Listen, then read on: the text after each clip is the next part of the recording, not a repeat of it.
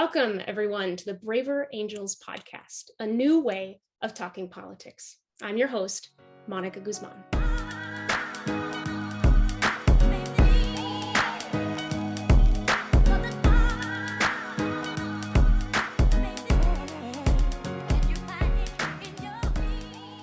There's lots of loathing across the political divide. So where is the love? Let's look at some statistics. 1 of every 22 marriages in America were between a Democrat and a Republican back in 2017. 3 years later, in 2020, that dropped even lower to 1 in 28 marriages. Meanwhile, more than half of singles in this country say it's just not possible to date someone who is your political opposite. But here to show it is possible, and maybe show us how, are my guests, Barbara Thomas and Rick Hotchner. Barbara and Rick have been married for going on 14 years. Barbara is a lifelong liberal, and Rick, a committed conservative. Barbara and Rick, welcome to the Braver Angels podcast. Thanks a lot. Happy to be here. Yay, I'm so glad y'all could join. You've been active Braver Angels members almost since you heard of the organization. We're really, really happy to have you here talking about your unique relationship and maybe what it shows or what it can illuminate for, not only the many divided relationships across our country, but the divided relationship that exists writ large between red and blue. So I'll begin here. Philip Cohen, a professor at the University of Maryland, told Time magazine, quote, "In the current period, when people are embedded in social and informational bubbles with like-minded friends and relatives, the idea of partnering with someone from a different bubble is understandably daunting," he said. "At a minimum, it's awkward and complicated." So, is it awkward and complicated? Go ahead. Sure, I'll start. I would say that at the beginning of our relationship, 14 years ago, it wasn't a thing. I mean, at least not for me. It was not a key part of what attracted me to Barbara, and I think vice versa. Certainly politics came up. We were in businesses where we were exposed to government and politics all the time, every day, but we related in different ways. It was later on that the differences became, more pronounced, and the awkwardness, I think, for a long time was just us avoiding the topic. Instead of having awkward conversations, we were just avoiding the topic. Eventually, Barbara sort of waded into the water with questions from me about why I believed what I did and why. I can remember one time when she basically asked me to write something, what are your thoughts? And tell me about how you got there. What year was this? Do you remember when you got curious enough, Barbara, to poke that bear? It wasn't a bear. Well, so in my experience, the difficult times, the awkward times were in the lead up to presidential elections. That's when things got difficult, because the conversation about politics becomes more prevalent then, and everybody's talking about it. And so our sort of, we didn't explicitly decide we weren't going to talk about it. We just both kind of avoided it. But around the presidential elections, it was harder. And in fact, in the aftermath of the presidential elections, when one of us was happy and one of us was not happy, regardless of which way it went, that's when it felt hard for me, because I wanted, I remember the first time Obama was elected and I was over the moon, and I knew I couldn't bring that level of excitement and, feeling bubbly home. I actually overheard somebody in my workplace talking about getting together with her friends to celebrate. And I resisted an urge to say, "Can I come over to your house?" Yeah. So we, and then we would let it go. And our communication is excellent on every other topic under the sun. Yeah. But politics would come up and it was rocky. Yeah. So tell me about this time, going back to the story you began, Rick, about Barbara asking you to write some things down. How did that go? And when, was that right after a presidential election or before? I don't remember. It was a while back. I mean, towards the early part of our relationship. And it went well. I mean, one of the things about Barbara, and maybe this is because she was a diplomat, is she has a way of asking questions and drawing somebody out and listening to them where you never realize she disagrees. So, I shared what I shared. I think she had some follow-up questions, maybe made some points, but that was sort of the beginning of, periodic conversations over the years. Neither of us liked that we had this disconnect in our relationship, but because it was awkward and complicated, we kind of just focused on other areas.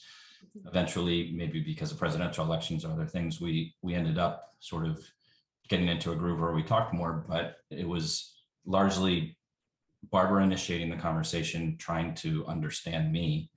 I say that Barbara was a braver angel before braver angels existed. And she was really good at drawing me out in terms of what I believed and why.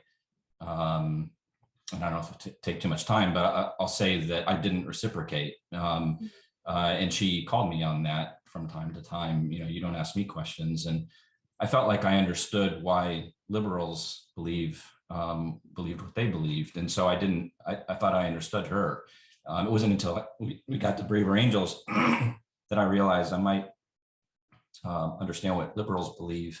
And on those occasions when she kind of pressed me and I told her, I think she kind of agreed, yeah, okay, you're on track. But I didn't make the distinction between what liberals believe and what Barbara believed. And that's a really important distinction for a lot of reasons. And something that since we've joined Braver Angels, I've tried to be more mindful of.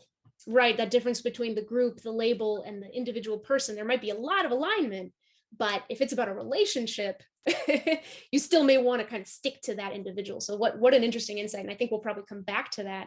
I want to pivot a little bit back to a couple of statistics that I think you'll appreciate.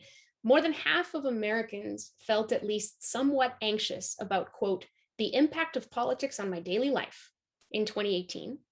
And a month before the 2020 election, I'm sure this won't surprise you, 9 out of 10 registered voters from both parties thought a win by the other side would do lasting harm to our country. Were you too among those 90% of voters? Yep.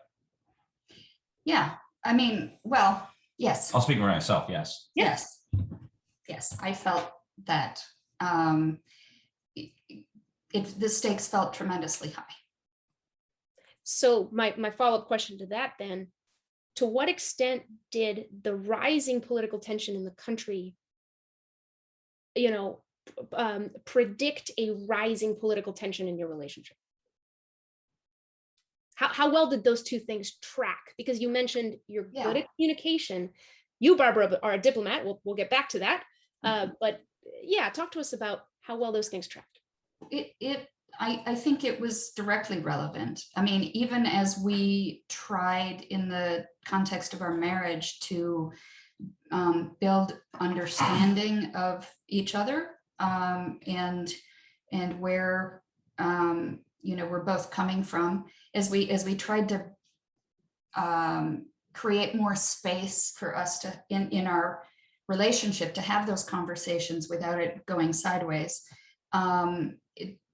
That came up against like I said, the feeling that the stakes were just getting higher and higher and higher.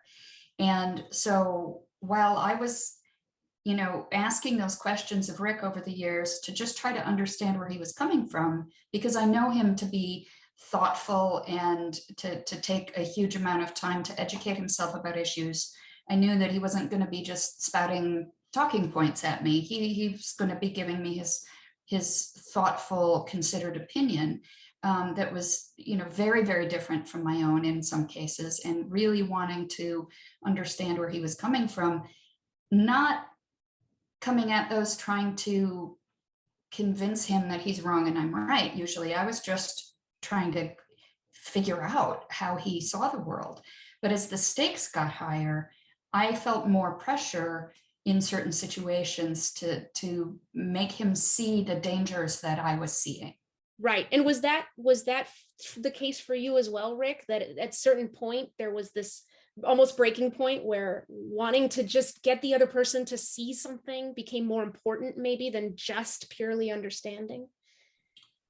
Yeah, I would say yes. And I mean, I would say that was on my part a bit of a defense mechanism, because as Barbara was feeling more and more pressure to get me to see things, then I felt more and more pressure to explain myself by way of trying to get her to see things. And again, in this case, normally we've talked over the years, but in this case, both of us like to write as well, and to take our time and be, really careful and thoughtful. And so this ended up for a bit in the run up to the last election, turning into an exchange of letters. Wow. How many letters, and for how long? That instance of asking that we switch to writing was directly in response to how high the stakes felt in the 2020 elections, and how challenging that was to navigate for me emotionally, and wanting to make sure that we were giving each other space to collect our thoughts and think through how we were feeling, what we were concerned about, rather than giving into the temptation to interrupt and override. I needed some emotional distance from it to be able to continue to try to understand, because I found it very upsetting. If you had tried to have those letter interactions in person, what would have happened? I would shut down, because what it felt like to me was that my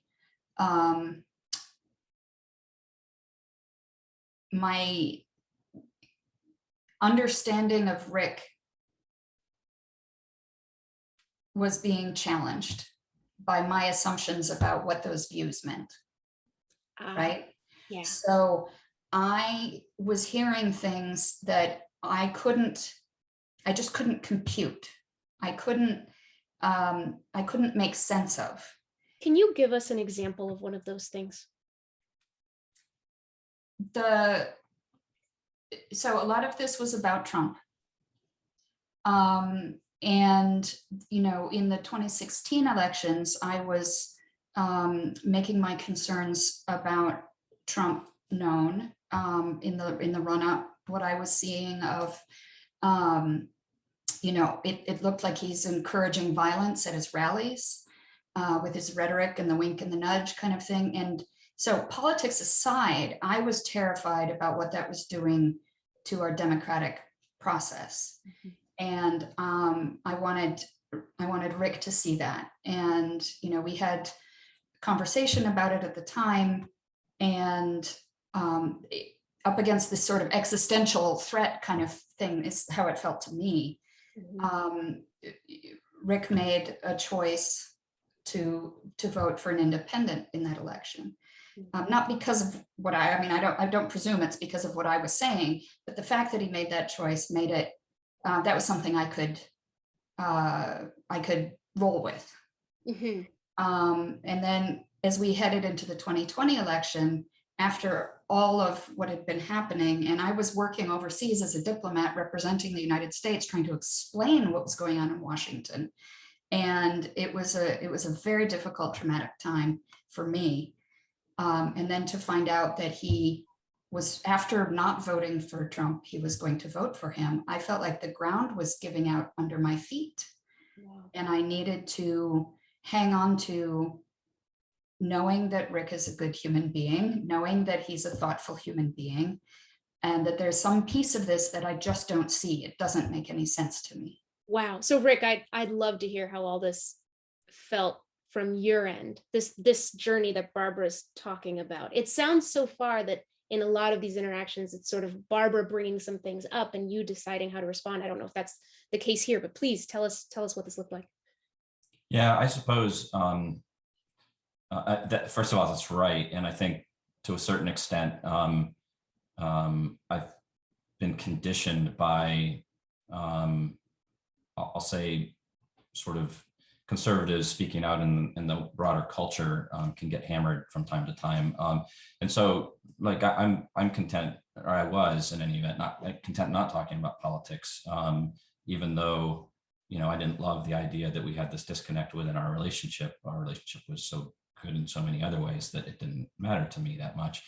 But I would say that second half of 2020, you know, the way things were going, you know, caused me to, you know, cause politics to become a lot more important to me as well, which put a really fine point on how differently we were seeing things.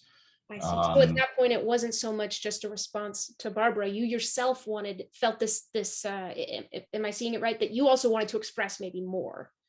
Well, I certainly, when asked, I was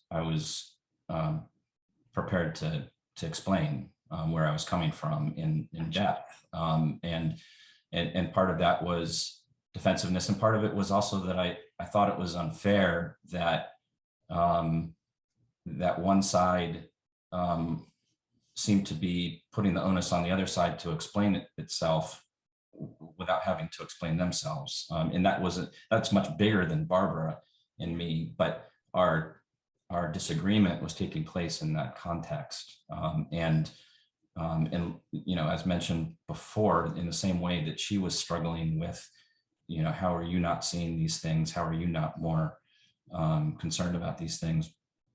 I had the same questions about a lot of things in terms of how she was seeing them, and so, you know, the communication we ended up having, some of it talking, some of it in letters, was to a certain extent, you know, explaining, but also to a certain extent questions. You know, some of them Socratic in nature, I suppose, to be honest. Yes. But you know, but this was a hard time for us. Absolutely. And Barbara said it, though. I think the anchor for us was that we both knew we were, you know, both saw each other as good people. We each gave each other the benefit of the doubt. We didn't think neither of us thought the other one wanted to destroy America or fundamentally change America or whatever. We had our own concerns and our own perspectives, and we didn't understand each other very well. Right. So speaking of that, do you remember something that you could see in the other as a result of something in your letters? I'm sorry, I'm not sure I understand the question. Right. So yeah, let me be a little more clear.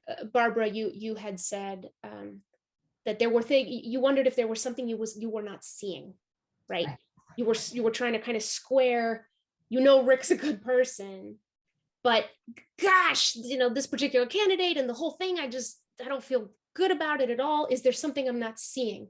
And then Rick, you were talking about the importance of being understood. Mm. So that's what I'm asking is, do you remember a particular thing that you communicated to each other that actually achieved that objective of being understood by your partner?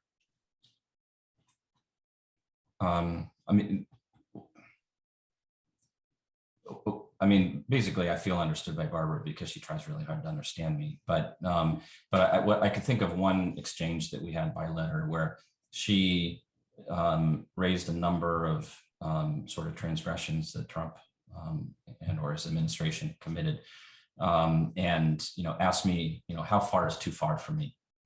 And so I tried to answer that question, but then I also had my own list of things that I had seen previous Democrat administrations do and the Democrat opposition do in the previous 4 years, and asked her the same question.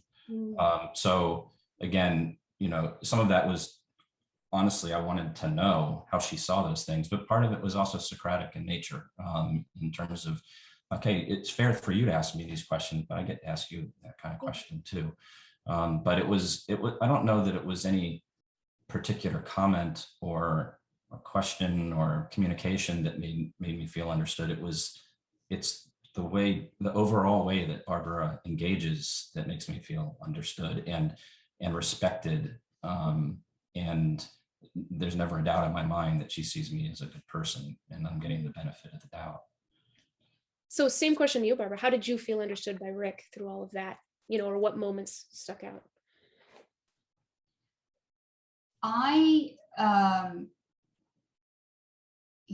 Rick makes me sound very understanding, and I appreciate that. I'm not going to lie. There was a period of time where it was hard to even speak for a couple of days, and that's the why we went to the letters, because I needed to maintain the communication, but I was really struggling. Yeah. But what I got out of that process actually was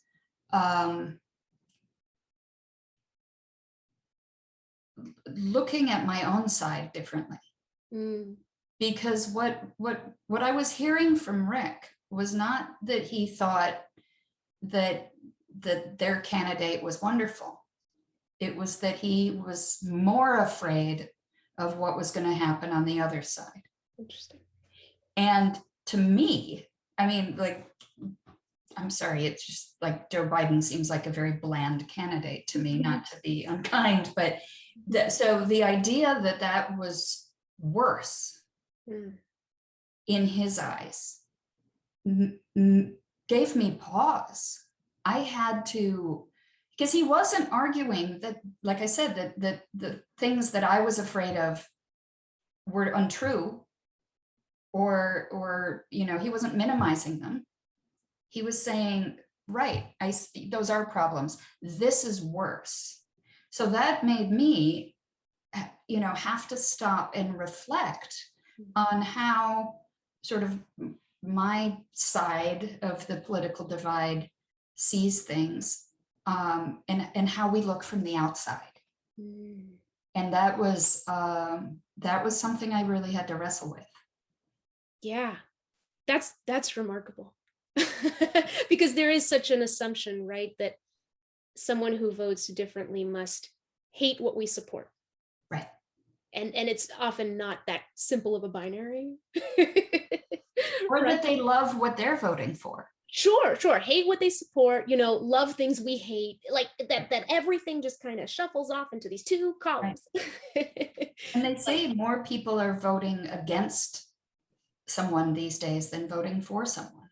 Right. Yeah. Geez. Well, yeah. Let's revisit something you brought up, Barbara. You were a diplomat for many years, and Rick, you yourself had postings all over the world. Is that accurate? That's so correct.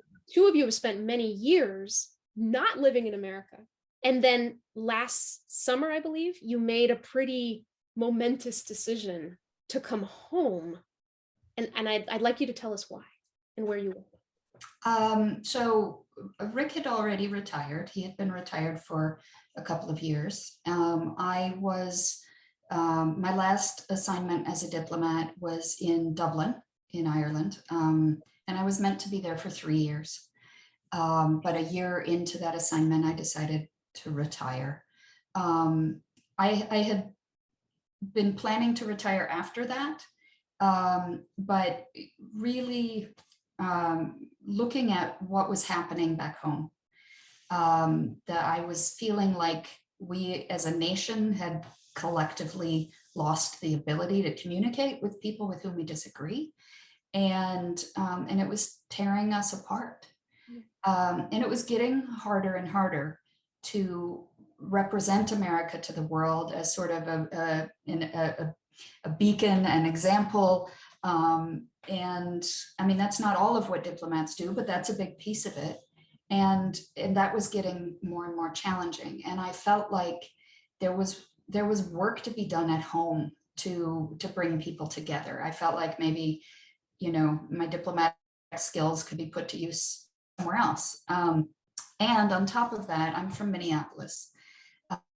So I was in lockdown in Ireland, the pandemic lockdown, watching my hometown literally on fire after the murder of George Floyd. And all of the rhetoric about that, the fear and anxiety that was going on at the time. And I just felt like there were problems back home that were greater than, you know, what I could be contributing if I stayed. So we talked it through, and we had even talked about trying to find some way to work on these issues, to work on, you know, being some small part of mending our social fabric. And the fact that we disagree politically and that we've, you know, have this set of skills to bring people together, maybe we could do something, but, you know, we weren't sure what or how, but we had this idea that we wanted to go home and try to find a way to help. Wow. And then to kind of finish that story a little bit, at some point you heard, I think, a podcast, right, with John Wood Jr. or someone with Braver Angels? Yeah, John Wood Jr. Was chairing a panel for Project Hood in Chicago. And under his name, it said Braver Angels National Ambassador. I was like, oh, look that up. And when I saw it, this is exactly what we're talking about. And so showed Barbara, and I think we signed up that night as members and started registering for workshops and events to see what it was all about. And it was so exciting. I mean, we registered for, we did 3 of the workshops, 3 of the skills workshops. The basic one, skills for bridging the divide, and then we did depolarizing within, and then we did families in politics, which I think is, you know, a huge one in my family and others.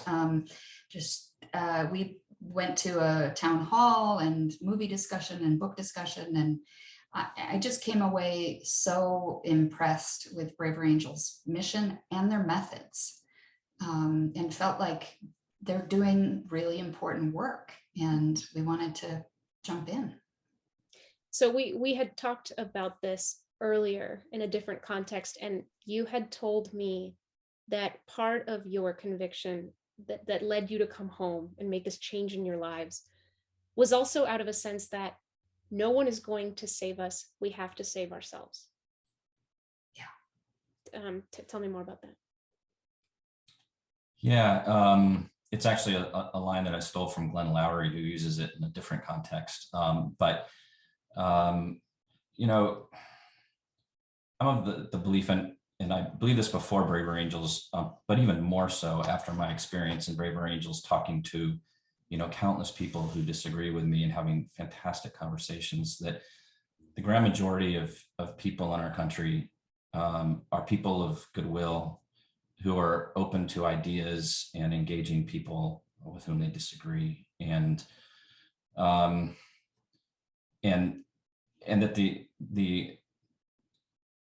the extremes are a significant minority, but that grand majority of people isn't engaging, but I feel like Braver Angels not only provides a venue for that people in that grand majority to engage, but it also teaches them how to do so and gives them opportunities to practice the skills that they need to do so.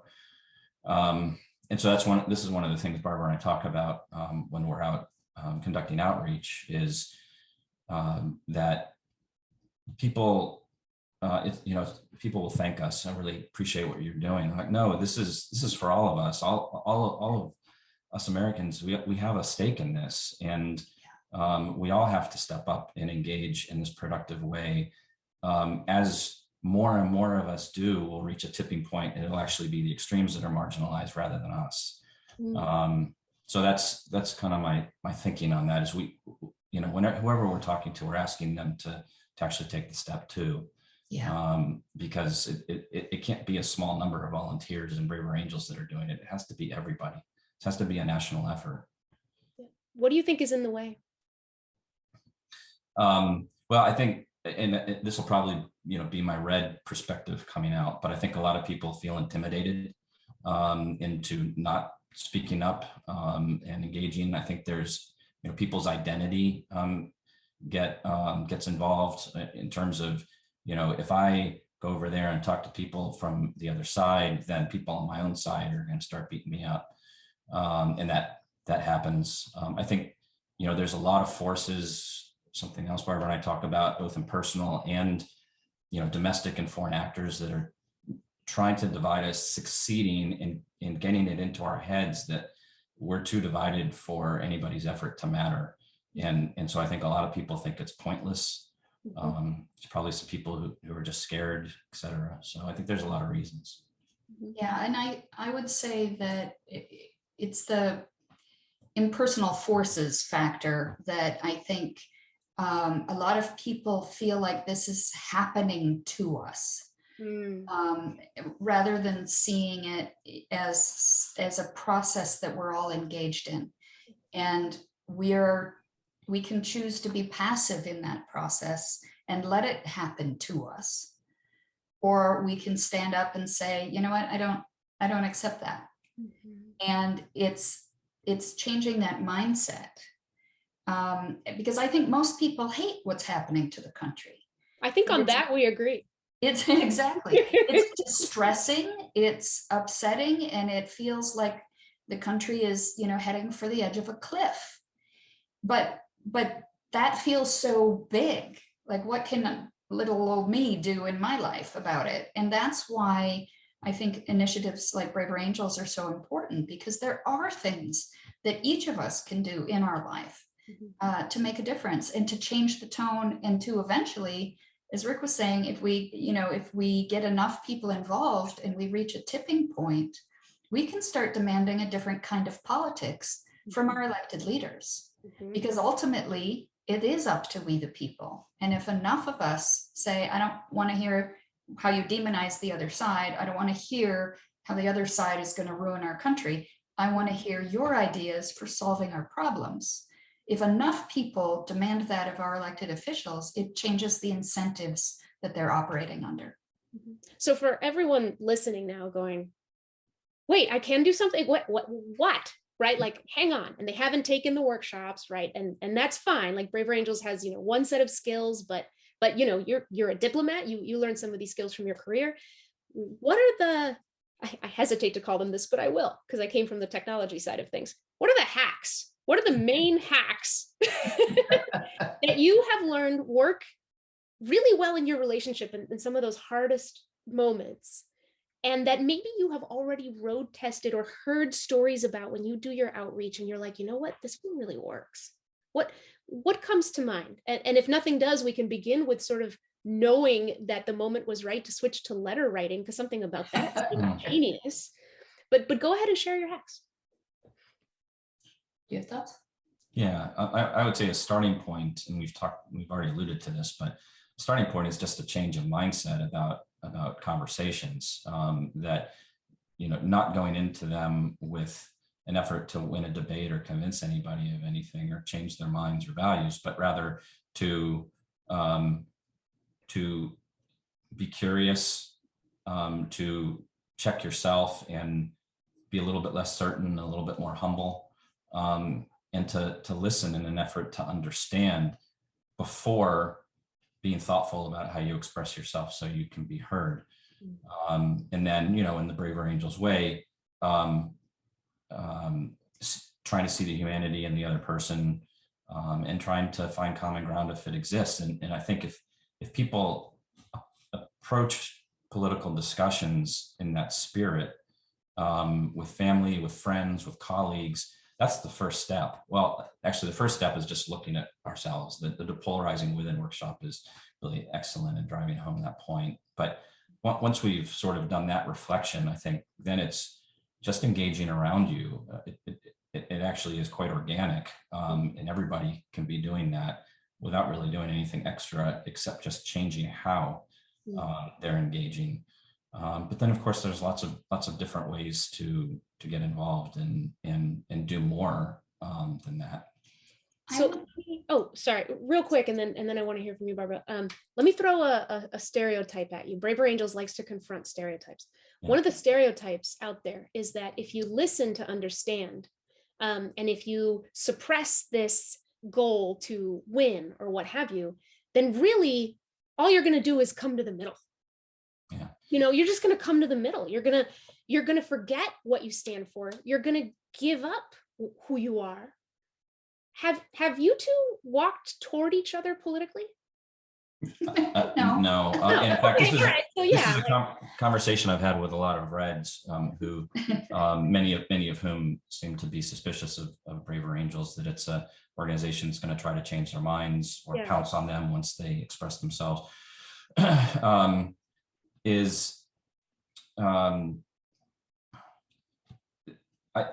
mentioned I've had so many great conversations with liberals and progressives and others, libertarians, when we were at Freedom Fest. And I can't say that people have necessarily changed my mind. What they've done is they've opened my aperture. I have a much better understanding of any given issue for having had these conversations and for hearing other people's perspectives on them. And what that does is it doesn't mean that we're landing in the middle. It means that we're actually going through a process of finding common ground, which actually does exist much more than I think most people think. And when you do that, then you can start to look for win-win situations. Barbara and I like to talk about the contrast compromise versus synergy. And, you know, compromise sometimes is the best you can do. But in compromise, it's sort of a zero-sum outlook where, you know, one or both sides are going to have to give a little something to get something. The kinds of conversations that Braver Angels enables us to have, or I'll just say that I've had within Braver Angels with people who disagree with me, actually allow us to find synergies where there's something that both of us want that we didn't realize, and therefore, you know, both sides can get something without having to give anything up. So that's kind of how I see that. The thing I was going to add was talking about listening to understand versus listening to try to persuade can be really, really difficult, especially when you feel like the stakes are high, and especially when you think that you're talking to somebody whose ideas you find upsetting or offensive.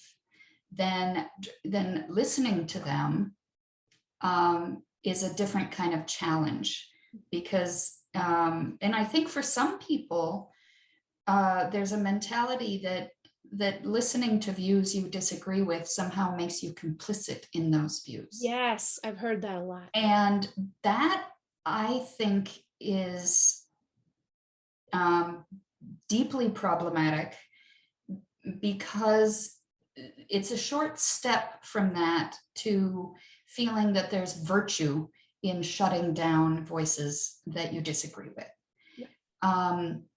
And there's so many problems with shutting down voices you disagree with, not least of which, if you refuse to let people with offensive ideas or views that you find offensive, if you refuse to let them speak, they're just then talking to each other. Right, which only amplifies. Right, so that doesn't make the idea go away. It just makes it feed in their own little bubble, which is in my view more dangerous. But when you are talking about something and the stakes feel very high to you, to just listen and try to understand where somebody's coming from can feel, you know, at best like a waste of time if you feel like, you know, it's urgent that they not think the way they think. And what I would say to that, to people who wrestle with that feeling is, I mean, in general, I would say that keeping your mind open to try to understand where they're coming from, as Rick said, can open your aperture, sharpen your thinking, it may not change your views, but you might be able to tighten something up or tweak something. But even on a tactical level, even if you're sure that you're right and they're wrong, if you listen to where they're coming from, it can help you figure out how to reframe your point to try to find those areas, if they exist, where there can be synergies. And if you shut them off at the outset because you've decided that they think something that's wrong or offensive, you're cutting off all that scope for trying to find a way forward. Right. The one idea that goes off of that is for folks who are very partisan, right? Which I think you can relate to that experience yourselves, where people who are firmly on the left and or the right and say the other side has no good ideas. I mean, they are just right. We have the course, and it's about trying to win. And I've heard the argument to them be, if you learn some of these skills around listening to understand, you will become a more effective partisan because you'll be able to argue your case better. Now, the paradox in my head is when you imagine that person who's very sure they're right, come in with that, well, all right, I'm going to put a little cloak on, I'm going to listen and understand, but really I'm just gathering intel. Now, is that, do you think, ultimately still okay? I mean, if that's what people come to these kinds of skills with, does that get in the way of listening to understand? Or do you think that we can totally embrace that as yet one more of a diverse number of reasons that people can come to this different way of talking? I think that frequently you can engage in a conversation where you're listening to understand, genuinely listening to understand, and get your questions answered, get some clarity on what they think and why, and you still disagree. Yeah. And you still wish they would think something different. And as I was saying, that level of conversation can help you think about how you're framing your points. So it can make you a more effective communicator. And not insignificantly, if the other person has already had the experience with you of feeling heard, feeling understood, the chances that they might take on board a point or two that you have to make go way up. If from the outset of the conversation, they know that you're waiting for them to draw breath so you can jump in with your counterpoint, they're not going to hear you. But if you've been able to ask them questions and maybe even restate what you heard to show them that do I have it right that you see it this way? Yeah, that's one of the hacks. Yeah, right. It's one of the hacks. And if you get them to say, yes, that's what I was trying to say, that not only clarifies it for you, but it makes them feel heard. And that is undeniably important for making the rest of the conversation take place in a more receptive framework. So while you can do that cynically, the more cynically you do it, the less effective you're going to be at it, I think. But if you're genuinely trying to understand, it opens an area of trust, or at least mutual respect, to be able to explore different views. And you can pivot to your own views, after you've established that, and say, can I offer a different perspective? And that, also makes them possibly more open to hearing what you have to say. To what extent? Oh, go ahead. I was just going to say, it makes me think of the Skills for Bridging the Divide workshop, where a couple of the objectives are listening in an effort to understand and expressing yourself in a way that makes it more likely you'll be heard. So there's a utilitarian aspect to it, but it only really works if you're sincerely listening. I also think there's another layer to this, because our polarization is driving people to extremes, and they go there when they don't feel heard and respected. So there's just the merit in and of itself of listening to somebody and making sure they feel heard and respected, whether or not they change your mind, whether or not you get any information if they feel part of accepted political discourse, they're more likely to stay there than to go to some of the dark places that people go to. Right. To what extent do either of you feel that your relationship has made you better advocates for your own side's most important views that you do agree with? I see that face, Barbara. Yeah. I explain that face. Well, so I am, my friends are overwhelmingly liberal, or progressive. My family's a bit of a mix, but I know that in some conversations, I'm the one pointing out shades of gray, even when I'm talking to people who are like-minded. And I might put in a caveat here, or, well, not necessarily that much, or that's a great idea, but is it practical? Those kinds of things. And I do, the look you saw on my face was me thinking about times when I wonder if my friends think, oh, Rick's gotten to her. Right. But it's, I also think that,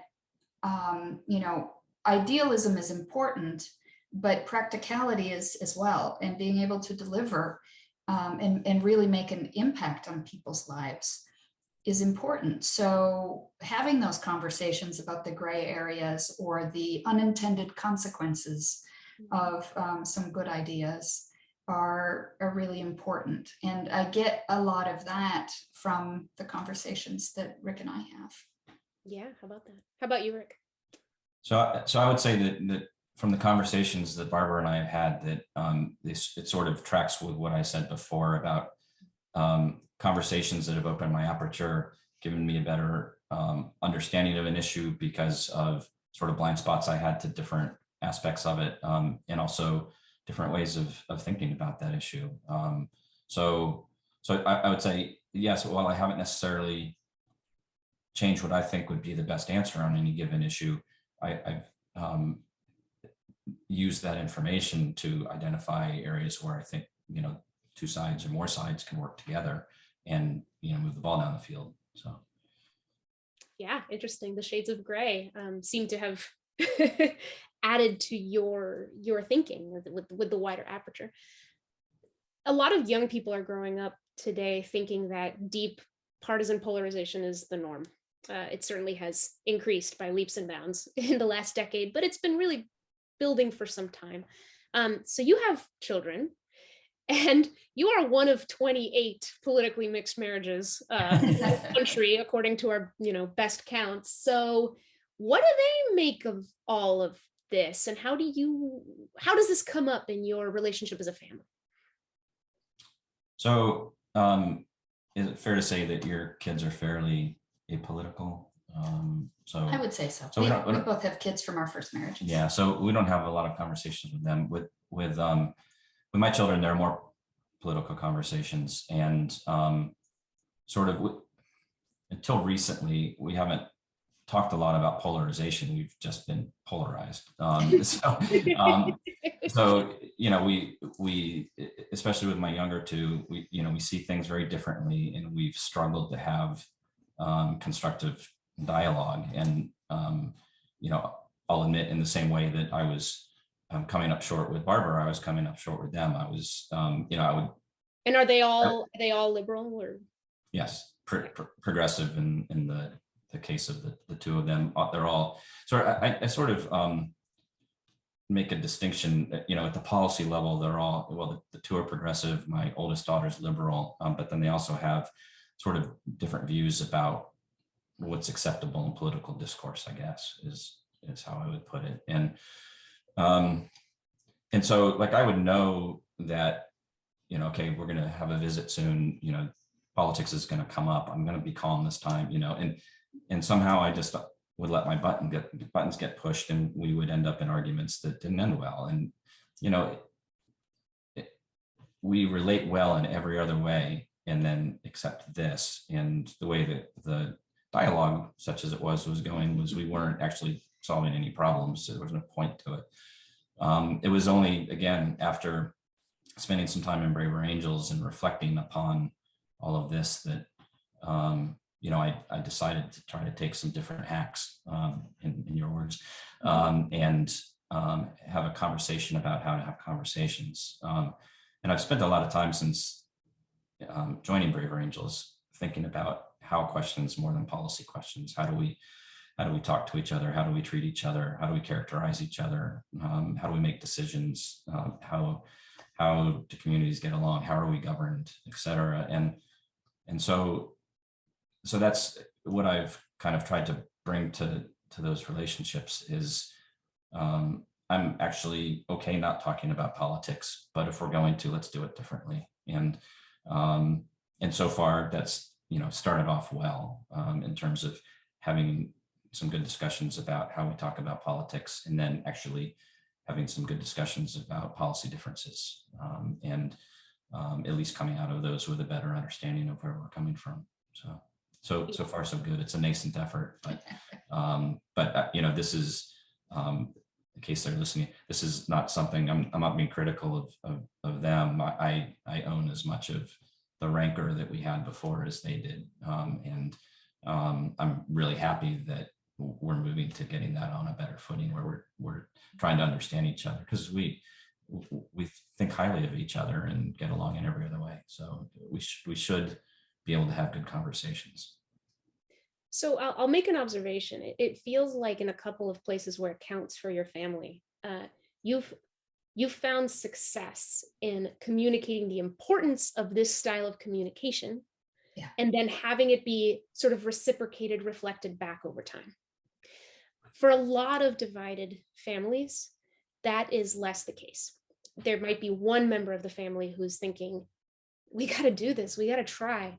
One member who comes in with all the questions, and you know, Rick, you had mentioned, you know, at one point Barbara sort of called you out on not asking enough questions back. How important is reciprocating to this even working?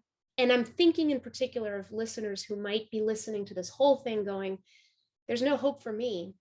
I am not a Barbara and Rick. I'm maybe just one half of that, and the other half is not interested. I think that there's some situations in which modeling the behavior you would like to see is sufficient. Mm-hmm. Other situations where that's not going to be enough. And that's where I think taking the approach that Rick was talking about, where you step back and have a conversation about how you're talking to each other. That you can, you know, you can say, I really care about you and I really miss you. And I feel like this keeps getting in the way. Mm. And if we could please just try to agree that, you know, I'd like to understand you, but let's agree we're not trying to change each other's mind. I think that one piece, that one core understanding, if you can get agreement on that, then you can explore and you can try a different way of communicating. But if either side is hell-bent on winning, then it's not going to work. And you unilaterally disarming in that context isn't going to get you anywhere either. So having the conversation about, can we agree on this, is one way forward. And I would say that could, because of that, the importance of modeling what you want to see, that can even work if there isn't any reciprocation in terms of, you know, questions, in an effort to understand you, even if they're just willing to answer questions and to not engage in conflict, that would be a win. That's already a step forward. Already a step you forward. You can consider that enough in a way, because at least it's moving towards something. Is that what I'm hearing? Yeah, and then maybe over time it can grow in a positive direction from there. But even if it doesn't, that's a step forward.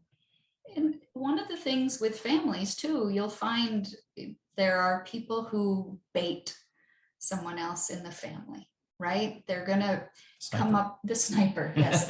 Yes. Come up with, we have a word for that. You know, throw in a little dart into the conversation, or throw out an accusation in front of other people and things. And one really important insight, that was articulated beautifully in the Families in Politics workshop is you don't have to take the bait.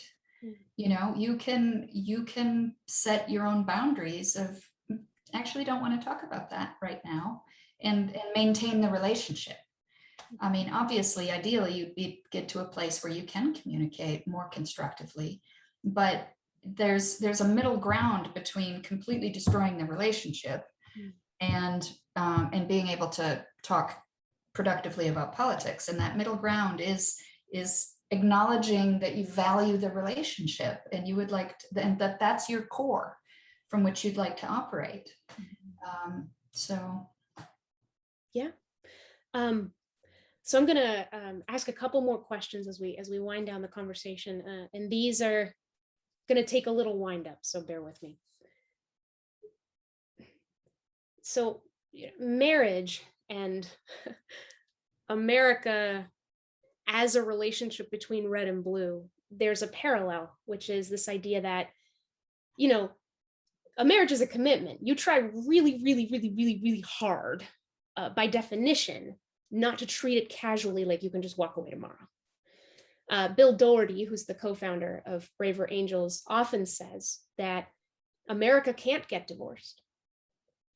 Now, I've heard from a couple folks in the Braver Angel universe who push back against that and say, we're headed toward a divorce. We just don't see it coming. We're just not honest about it. That one way or another, we either already are in a state of war that we're not naming, or we're headed for the cliff. And I think I'm borrowing words from one of your mouths. There is that deep sense of dread, I think, when you think about some of these things for long enough. So I guess my question is, as to people who have held firm to a commitment that appears to be quite a bit deeper than these political differences, what do you say to those people who can't quite get there with America, seeing a deeper commitment than these differences?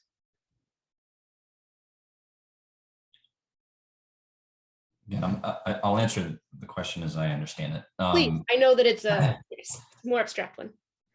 Yeah. I go back to what I was saying before about the extremes taking up all the oxygen, media, social media, other domestic actors, foreign actors certainly trying to divide us.